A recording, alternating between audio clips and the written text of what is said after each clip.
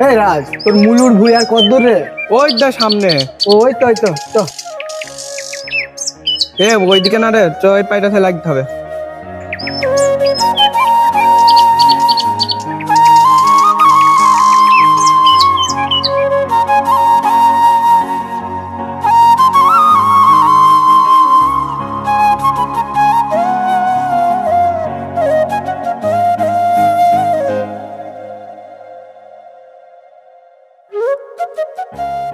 এই রাজ, বলছিলাম তো রোদের খুব তাপ পড়ছে, তো এখানে কি বসি গে, একটু বিড়ি টিড়ি খেয়ে নেবো। আর এই পাইটা একটু নিড়ে নে দি, চ বসবো। চ এবার তাহলে বসি গা, চ।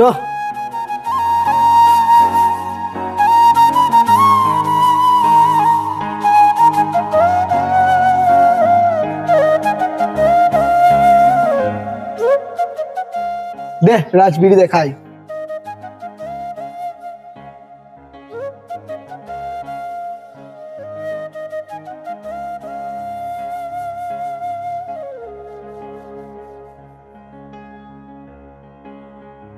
লে ভাই খা। না না, আমি খাবো না। কেন খাবি না রে ভাই? না রে ভাই, আমার হার্টের সমস্যা আছে, ডাক্তারে খেতে বারণ করেছে। তাহলে আমার কাছে রাখলাম। রেখে দে। বিড়ি খাওয়া হলো, চ আবার পরের পাইটা তুলতে হবে। দাঁড়া একটু, জলটা খেয়ে নি, তারপরে পরের পাইটা তুলতে যাবো।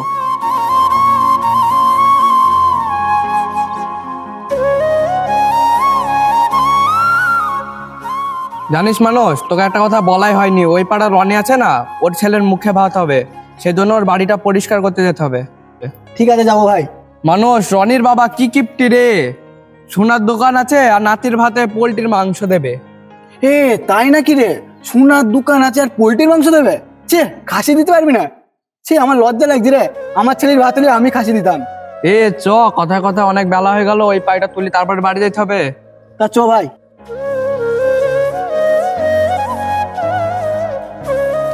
তা চো, ওই পাইটা তুলে নিয়ে গিয়ে আবার দেরি করে বাড়ি গেলি, বউ আবার অপমান করবি আমাকে। চ চ।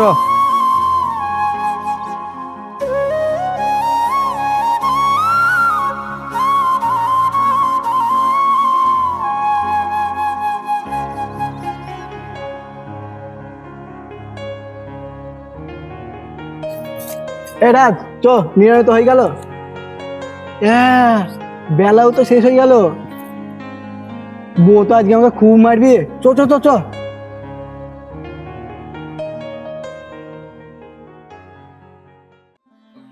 মানুষ, শুনেছিস তোর বউ নাকি বলে শহরে যাবে? এছাড়া বলছি কি রে, আরে বড় লোকের মেয়ে তো, ওর জন্য গ্রাম ছোট। তুইও না বউর একটু নজর রাখ, না হলে মাথায় চড়ে বসবে। ভালোবাসায় যদি ধরে না রাখতে পারি, তাহলে জোর করে কি হবে রে রাজ। ঠিক আছে, তাহলে বাড়ি যা, চ।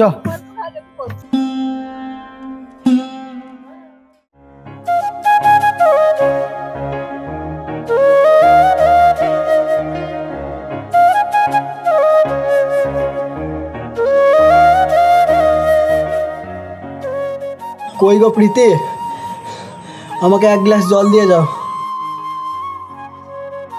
কেন নিয়ে খেতে পাচ্ছ না? আমি এই গরমে মাঠে থেকে আসলাম, আর তুমি এখন বলছো জল নিয়ে খেতে?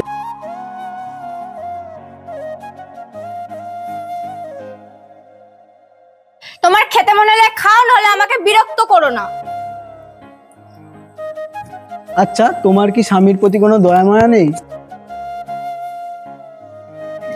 আমাকে কি সারা জীবন এই বাড়িতে থাকতে হবে? এই বাড়িতে থাকতে থাকতে আমার দম বন্ধ হয়ে আসছে। প্রীতি, আমাকে তো একটু সময় দাও, আমি তো চেষ্টা করছি। বলো। চেষ্টা দিয়ে আর পেট ভরে না, আমি শহরে থাকতে চাই।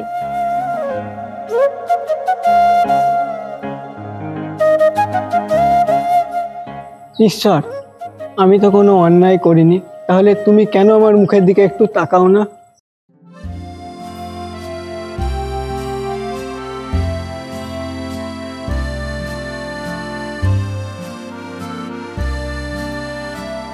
প্রীতি, বাড়িতে আছিস নাকি?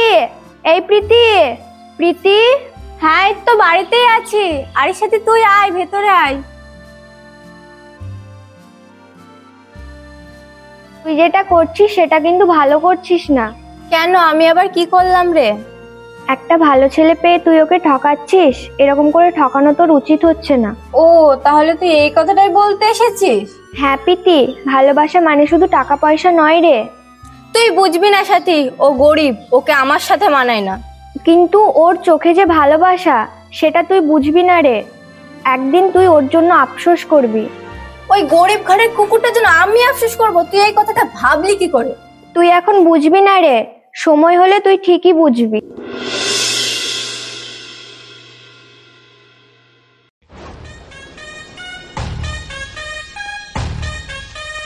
অনেক দিন পর শহর থেকে বাড়ি আসলাম, যাই দেখে আসি গা আমার পুরনো প্রেমিকাটা কেমন আছে।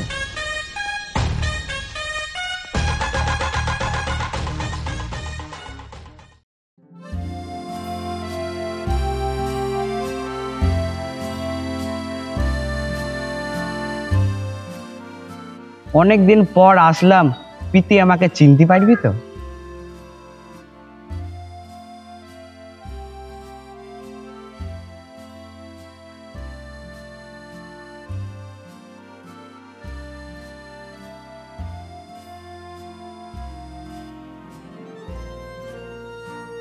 প্রীতি, প্রীতি, প্রীতি তুমি কই? আরে সূর্য, তুমি? যাক, তাহলে তুমি আমাকে চিনতে পেরেছো। আরে আমি তোমাকে চিনতে পারবো না? তুমি আমার পুরনো প্রেমিক।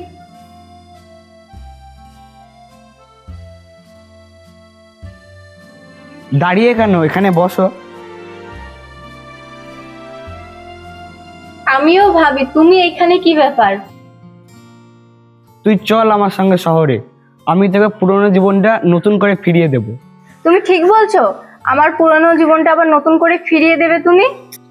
তুই কি মনে করছিস আমি কি তোর সঙ্গে ইয়ার্কি মারছি? না না, আমি তোমার সঙ্গে এমনি ইয়ার্কি মারছিলাম।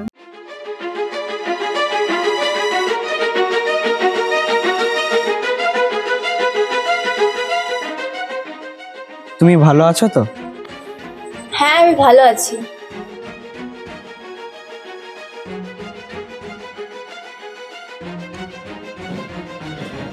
ভালোবাসা দিয়ে যদি ভালোবাসা পাওয়া না যায়, তবে দূরত্বটাই ঠিক।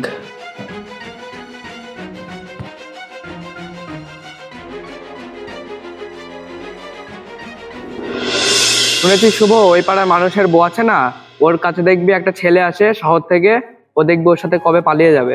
হ্যাঁ রে, বড়লোক ঘরে মেয়ে তো, গরিব ঘরে বউ রাখা ভাগ্যের ব্যাপার। ঠিক আছে, তাহলে তুই থাক, আমি আসছি। তাহলে যা।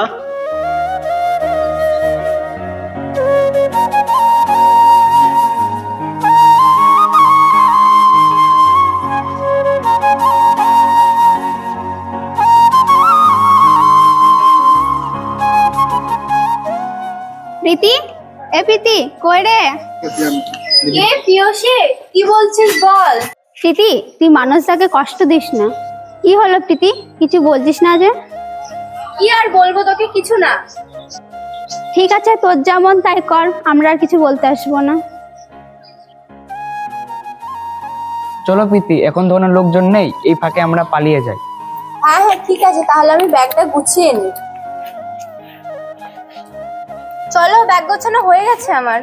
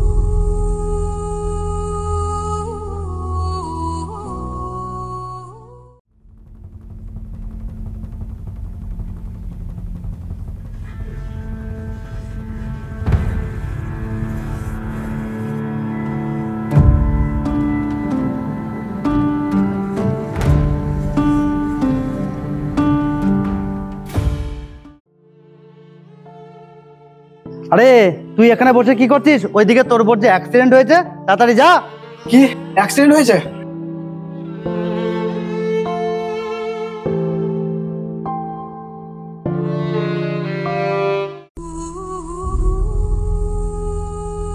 প্রীতি, তুমি ঠিক আছো?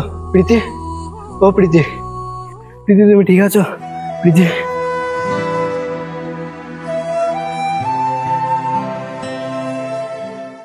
বিপদের সময় প্রকৃত বন্ধুকে চেনা যায়। তাই আপনাদের উদ্দেশ্যে বলছি, প্রীতি যে ভুলটা করছিল আপনারা কেউ এই ভুলটা করবেন না। ভালো থাকবেন, সুস্থ থাকবেন। আবার পরবর্তী ভিডিওতে আপনাদের সঙ্গে দেখা হচ্ছে।